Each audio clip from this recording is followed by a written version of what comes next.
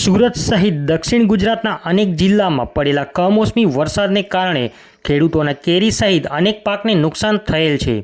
ખેડૂત અગ્રણી દર્શનભાઈ નાયક ચિંતા વ્યક્ત કરી હતી અને તેમના દ્વારા સરકારને રજૂઆત કરવામાં આવી હતી કે અસરગ્રસ્ત વિસ્તારોનું તાત્કાલિક સર્વે કરી નુકસાનનું મૂલ્યાંકન કરી ખેડૂતોને થયેલા નુકસાનનું યોગ્ય વળતર આપવા માટેની માંગ સરકાર સમક્ષ કરવામાં આવી હતી અને એમના મંતવ્યો રજૂ કર્યા હતા। My TV news channel reporter Kishor Patel, Surat.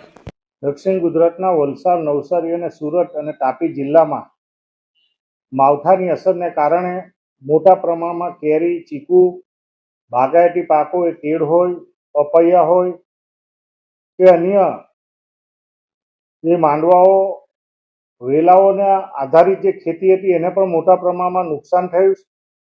ડાંગરનો જે પાક છે એ પાકો પર પવન અને વરસાદના કારણે મોટા પ્રમાણમાં નમી ગયો છે। શાકભાજીમાં પણ મોટા પ્રમાણમાં નુકસાન થયું છે। આ અનુસંધાનમાં સુરત જિલ્લાના મહુવા તાલુકો, ઓલપાડ તાલુકો, કામરેજ તાલુકો,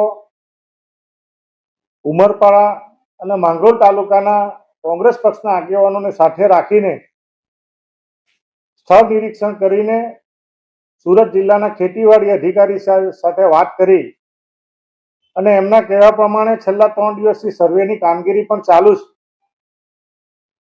માનનીય સરકારશ્રીને વિનંતી કરીએ કે આખા વર્ષ દરમિયાન ગ્લોબલ વોર્મિંગના કારણે માવઠાની અસર થાય છે, વાવાઝોડું આવે છે, ગમે ત્યારે વરસાદ પડે છે, આના કારણે દર વર્ષે ખેડૂતોને મોટા પ્રમાણમાં નુકસાન થાય છે। ખેડૂતો ખેતી કરતા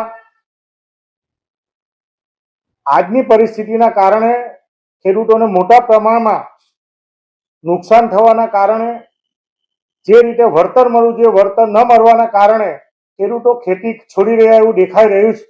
આ અનુસંધાનમાં સરકારને વિનંતી કરીએ કે સરકારના જે નીતિ નિયમો છે એની ઉપરવટ ગઈને ખાસ પેકેજની માંગણી કરે, જેના કારણે દક્ષિણ ગુજરાતમાં મોટા પ્રમાણમાં કેરી અને બીજા પાકોને નુકસાન થયું છે અને કરોડો રૂપિયાના નુકસાનના કારણે ખેડૂતોએ ભોગવવાનો વારો આવ્યો છે।